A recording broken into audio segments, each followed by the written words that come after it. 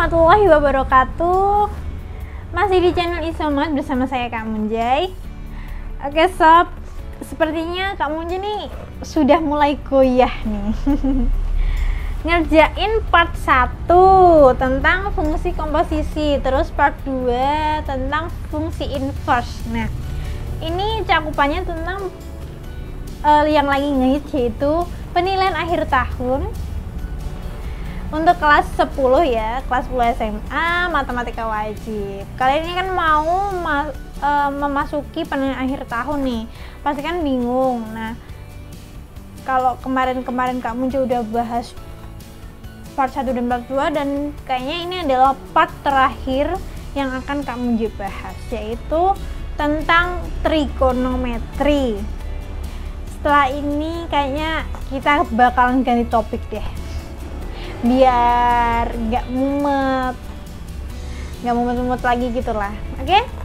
Penasaran gimana latihan-latihan soal tentang trigonometri, terus kemudian bagaimana cara membahasnya? So, pantengin terus channel Isomat dan simak video selengkapnya. Sebelumnya, jangan lupa subscribe, lalu nyalakan loncengnya. Tereng! Ingat, subscribe itu gratis, jadi nggak ada ruginya buat subscribe.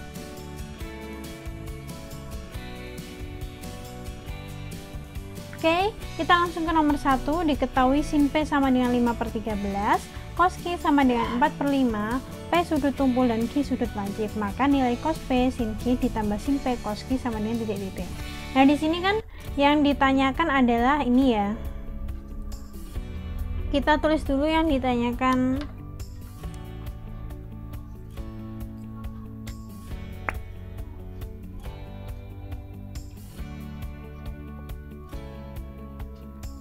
Cos P sin Q ditambah sin P cos Q. Nah, ini sama dengan cos P. Di sini padahal yang diketahui sin P dan cos Q. Nah, berarti kita bisa menggunakan sin P untuk mengerjakan cos P. Bagaimana caranya? Nah, di sini Kak Munjay tulis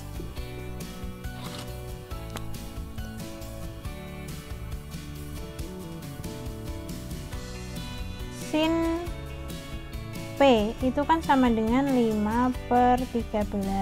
Nah, menurut trigonometri maka 5 itu, karena ini sin ya, berarti kan 5 itu sebagai Y dan 13 itu sebagai R. Kok bisa? Kalian bisa buat segitiga dulu, segitiga seperti ini. Kemudian di sini alfa misalnya seperti itu. Jadi yang di depan alfa itu Y, terus di sampingnya itu X, sedangkan sisi miringnya itu R.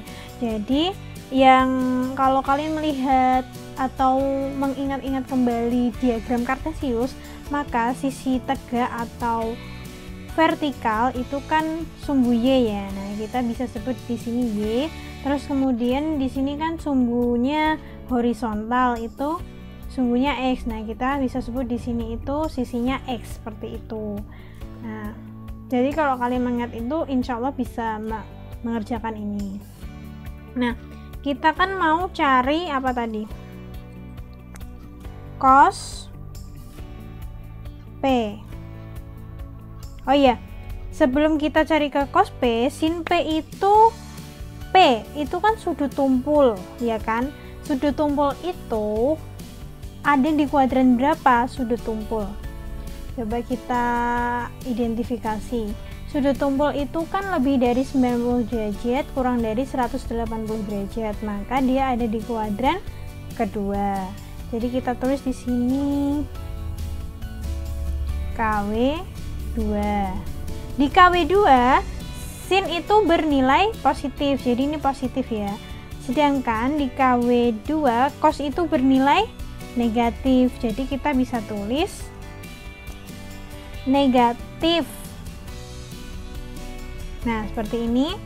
yang atas itu X, yang bawah itu R, negatif X per R. Jadi kan kalau ditransformasikan ke sini itu cos P itu atau cos alfa kalau di sini ya, itu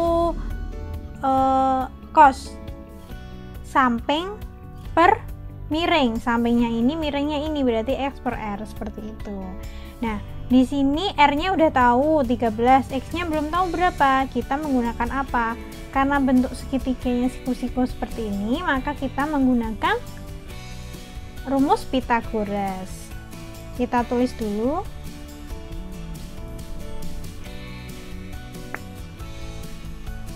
X sama dengan akar R, jadi sisi miringnya dulu dikurangi sisi tegak yang lainnya, yaitu Y kuadrat, sama dengan R-nya berapa? 13 kuadrat dikurang 5 kuadrat, sama dengan akar 13 itu 13 dikuadratkan berarti 169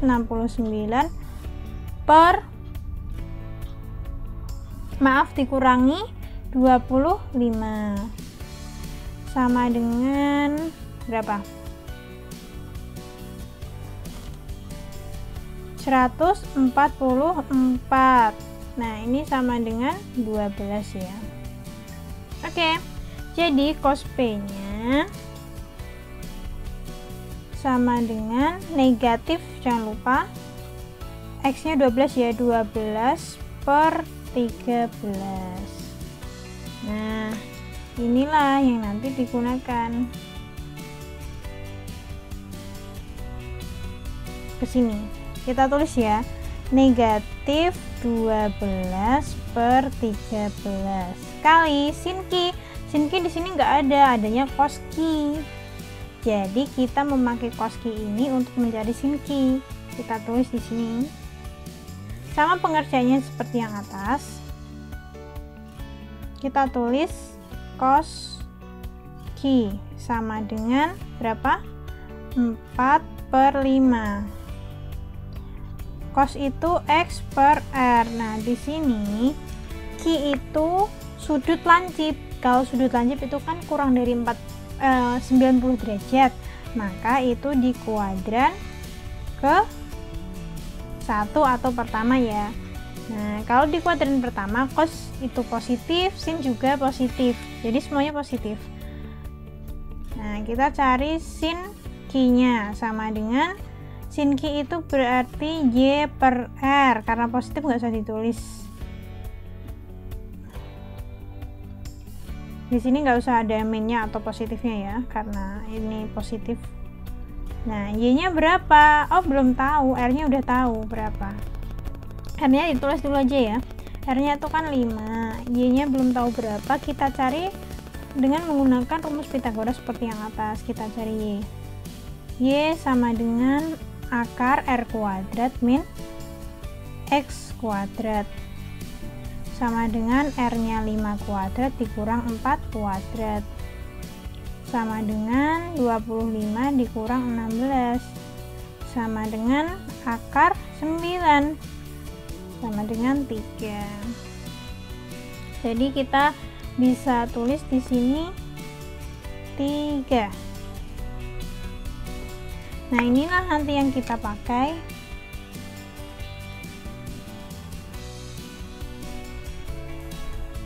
untuk mengerjakan di sini 3 per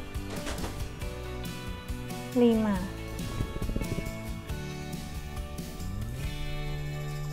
Nah, ditambah sin P-nya 5 per 13, cos Q-nya 4 per 5, sama dengan, disamakan penyebutnya, 13 kali 5 65 ya, di sini juga 65, min 12 kali 3 min 36, 5 kali 4 20, sama dengan negatif 36 ditambah 20 negatif 16 per 65.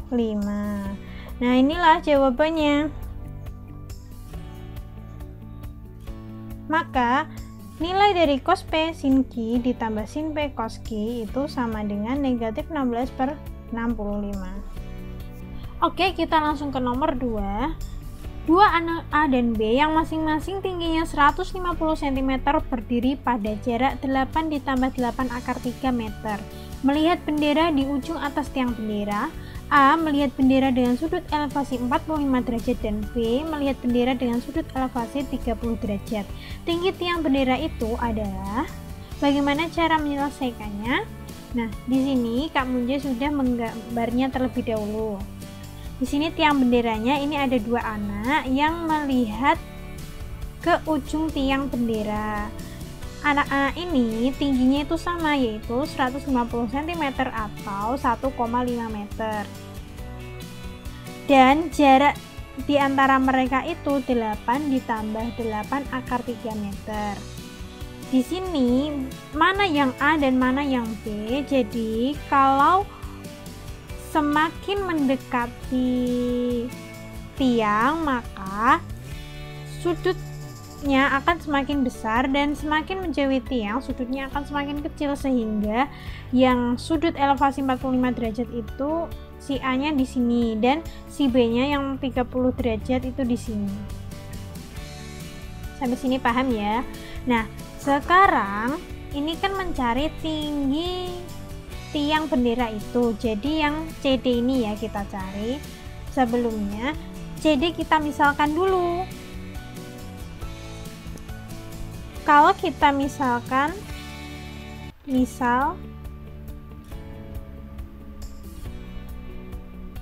CD itu sama dengan X seperti itu ya. Jadi di sini X.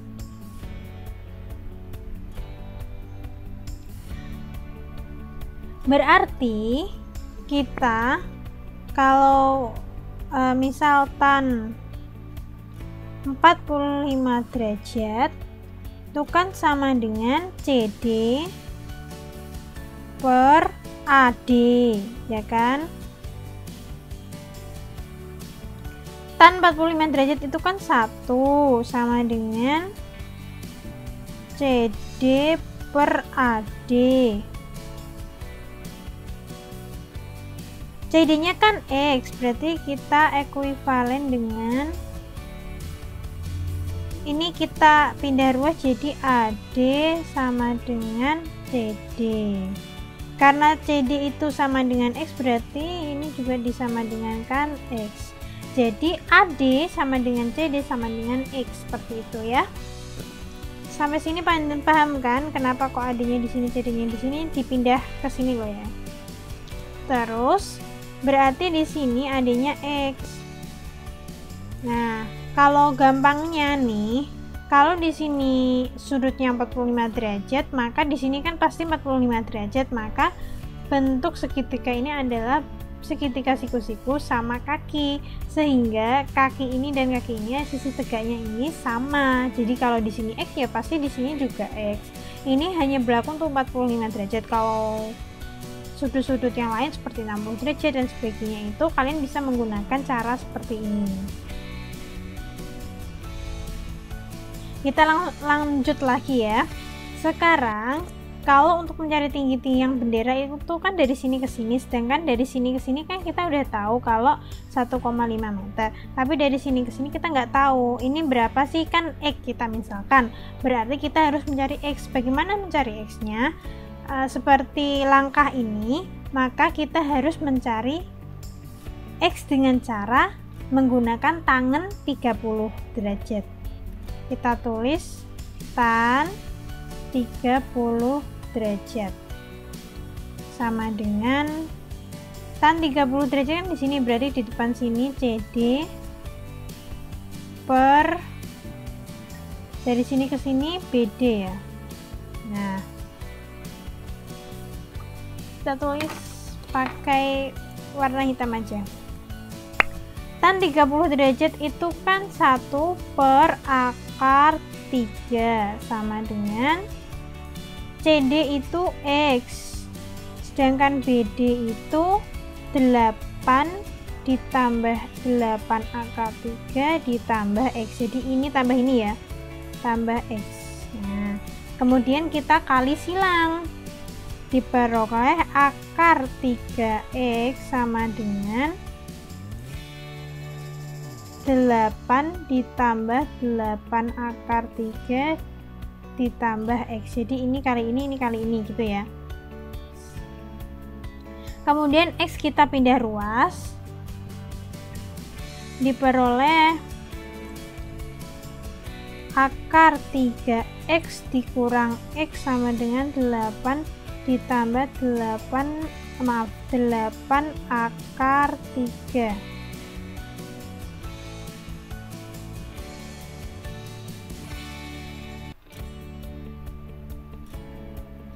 Nah ini ya.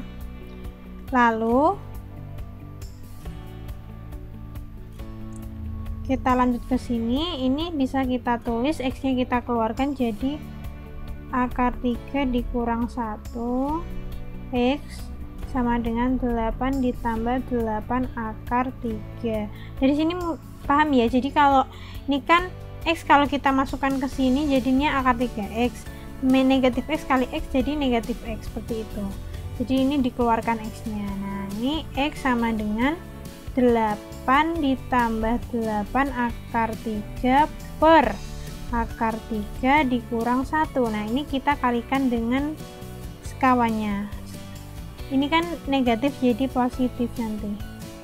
3 ditambah 1 per akar 3 ditambah 1 sama dengan berapa?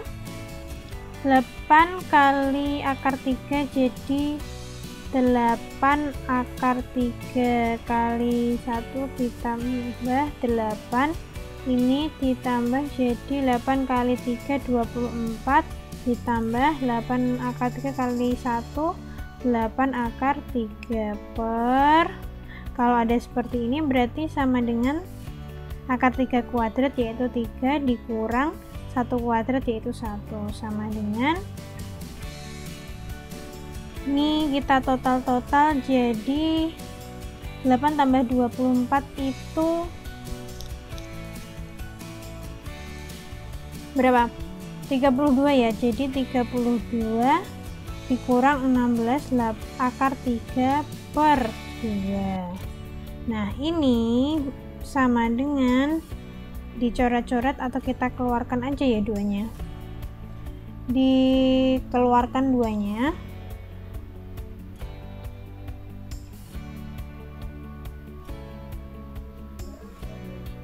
Jadi di sini tinggal berapa ini? 16 dikurang, oh ditambah ya, maaf di sini ditambah ya, sebenarnya ditambah kok. Ditambah 8 akar 3. Nah, ini kan X-nya, padahal yang ditanyakan adalah tinggi tiang bendera itu. Jadi kita tulis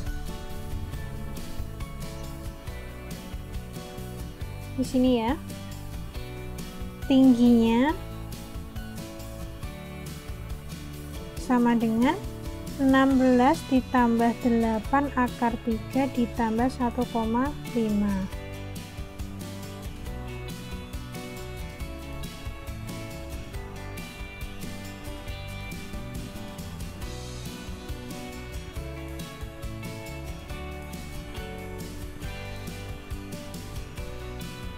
Sama dengan berapa? 17 ya, 17,5 ditambah 8 akar 3 meter. Nah inilah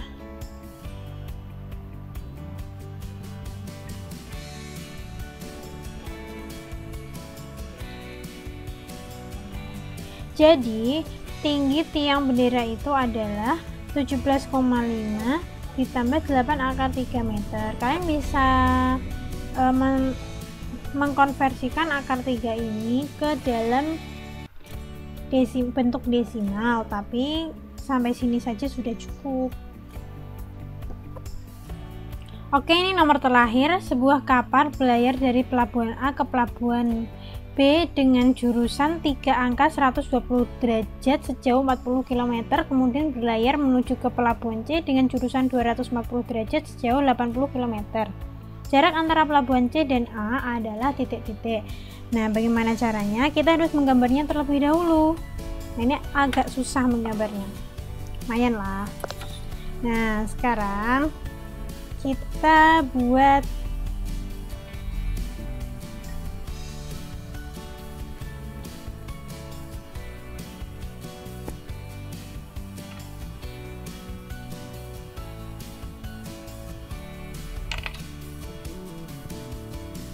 garis, kemudian ini kan jurusan 3 angka 120 derajat, berarti dari sini ini nolnya, jadi ini nolnya ya, terus ini titiknya tengah. Nah, seperti ini. Kita lihat di sini pakai pensil dulu. 120 kan di sini, jadi kita titik di sini, kemudian kita garis jauh,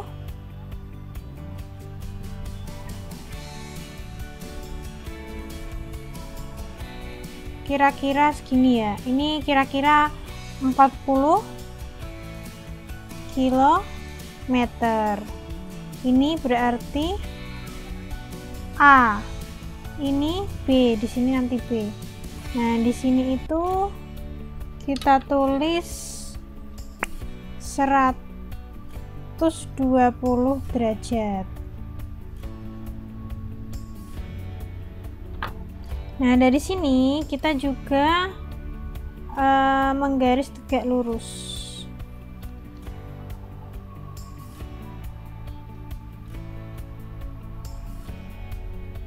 Jadi lurus. Nah, seperti ini juga. Terus kemudian dengan cara yang sama kita garis kita buat sudutnya. Ini kan kemudian yang ke pelabuhan C itu kan jurusannya 240, berarti kalau ke sini seret ini sampai sini. Kita garis lurus seperti ini. Ini kan 180, kita tambahkan saja sampai 240, berarti nambah berapa? Nambah 60 ya. Berarti dari sini seperti ini ya. Oh, nggak kelihatan 60-nya. Oh, di sini bisa. Jadi dari sini ini kan nolnya lagi, kan ini 180 ditambah nolnya, 0 di sini lagi sampai 60 sini ya. Kelihatan? Di sini. Jadi ini kita garis. Nah, ini 2 kalinya 40. 2 kalinya panjang ini. Nah, seperti ini. Ini misalkan 2 kalinya ini ya, berarti sejauh 80 km. Di sini, dari sini ke sini itu 240 derajat. Dan ini titik B. Artinya ini kita gabungkan jadi satu.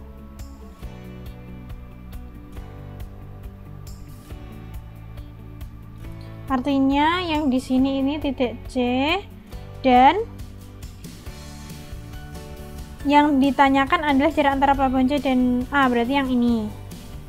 Nah, kalian bisa tulis panjang sisi di depan sudut A itu kita tulis A kecil, terus panjang sisi di depan sudut B itu B kecil, di sini C kecil ya. Nah, seperti ini. Sedangkan karena di sini kan 240. Kemudian di sini itu adalah sudut pelurus dari sini. Ini dan ini tuh sudut berpelurus ya. Sehingga kalau dijumlahkan 180. Di sini 120, berarti di sini harusnya 60. Jadi sini 60. Nah, ini tuh 60. Sehingga ini tak tulis di sini ya, 60 derajat. Sehingga Kalau di sini 250, di sini 60, totalnya 360. Yang ini, yang dalam ini berarti berapa? 60 derajat. Ya. Lalu bagaimana cara mengerjakan jarak antara pelabuhan C dan A ini di sini sisi? Nah, kalian coba lihat, dipahami. Di sini kita lihat sudutnya 60 derajat yang di dalam ini, terus ada panjangnya yang mengapit sudut itu 80 dan 40, berarti kita bisa menggunakan aturan kosinus.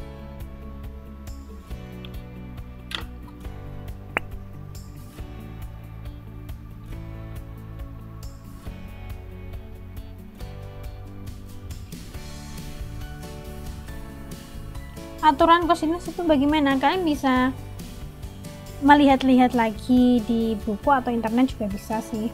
Nah, jadi kalau mau mencari B ini ya, kita tulis B kuadrat sama dengan ini. Jadi sisi yang mengapit sudut kuadratnya A kuadrat ditambah C kuadrat, atau sisi selain B gitu kan, berarti A dan C. Kemudian dikurangi 2 kali sisi A dan sisi C, terus kemudian kali dengan cos dari sudut B. Nah, ini kan B, jadi di sini juga B, seperti itu.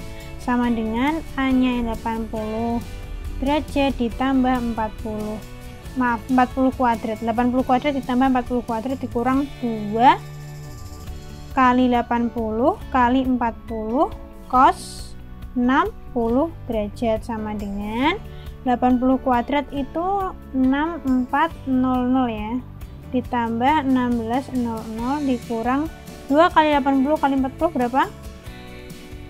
6400 kali cos 60 derajat setengah, sehingga ini sama dengan, coba dihitung di total berapa? 4800.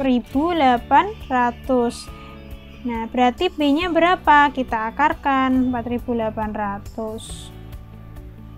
Nah, seperti ini kan. Nah, kita pecah nih 4800 sehingga bisa dikeluarkan.